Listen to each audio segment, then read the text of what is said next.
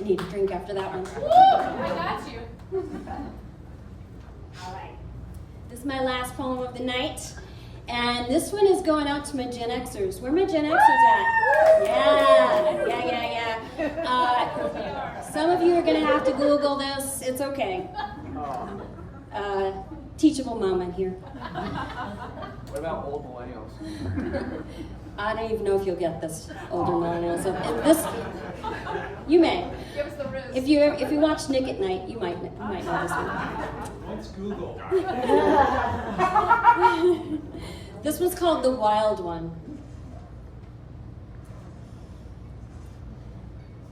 In the year of our Lord, 1977, a beam of light emanating from the American Broadcasting Company catapulted all the way from the sunny shores of California, shot through space and time, through the atmosphere, down in a basement in the backwoods of Maine, into a wood-paneled console television set.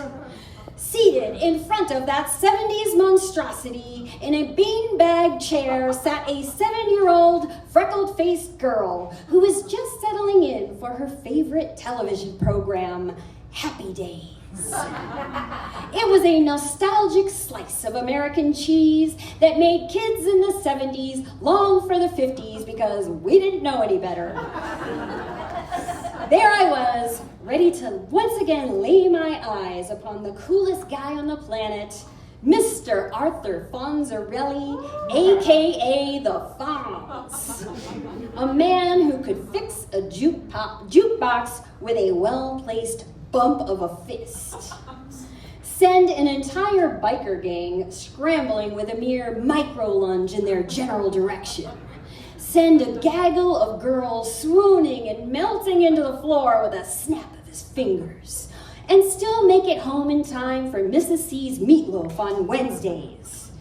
In this particular episode called Fonzie Loves Pinky, the Fonz fell in love with a red-haired, short-wearing motorcycle babe named Pinky Tuscadero.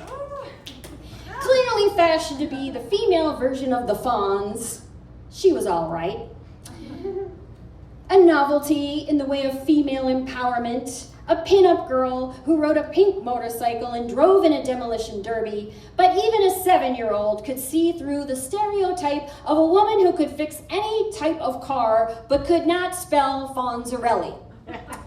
When, what to my wondering eyes did appear? A plot twist in the form of a 5-foot-tall firecracker poured into a black leather jumpsuit.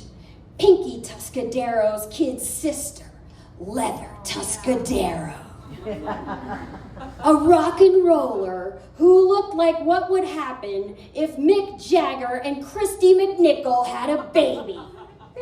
She played the bass, slung real slow on her hips. With such style, she made Richie, Potsy, and Ralph Mouth look like a bunch of middle-aged Boy Scouts. The next day, I wore a red bandana tied around my neck, just like Leather. All the other little girls, wearing similar neck kerchiefs, shared knowing glances in the hallways. We knew what was up. Leather Tuscadero. Fonzie who? I needed to know more about Susie Quattro, the Detroit-born pistol who was the actress, the real inspiration behind Leather Tuscadero. Not just a character on a sitcom, but a living, breathing, ass-kicking rock star who had already been on the cover of Rolling Stone. She sang with the raspy voice of a young Rod Stewart and moved around the stage with all the style and charisma of Elvis. Now, the men who managed Susie kept trying to put her in bikinis, get her cast in special guest roles, but she was too rough around the edges for that. At the height of her Leather Tuscadero fame, she could have had her own show, but she walked away. If they'd known her at all, it would have made sense. Years earlier, when American radio wouldn't play her songs, she gave them the middle finger, peaced out, went to the UK, the polar opposite of the Beatles, and there she became a fucking superstar, straight to #1 for 101 weeks.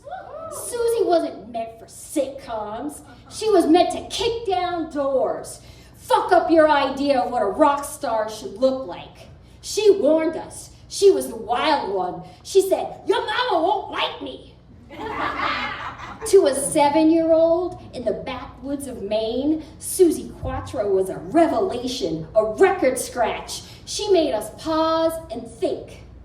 Maybe we could be the next Jim Morrison or Robert Plant instead of being in the background playing the tambourine. And who among us would be the next one to stand up in the front of the band and shout into the mic, "All my life I wanted to be somebody, and here I am!" All the rocker girls who came after, Joan and Cherry, Debbie and Chrissy, Belinda, Tina and Kim and Susanna and Kathleen, Susie kicked down the door with one well-placed leather boot. Bow down to the wild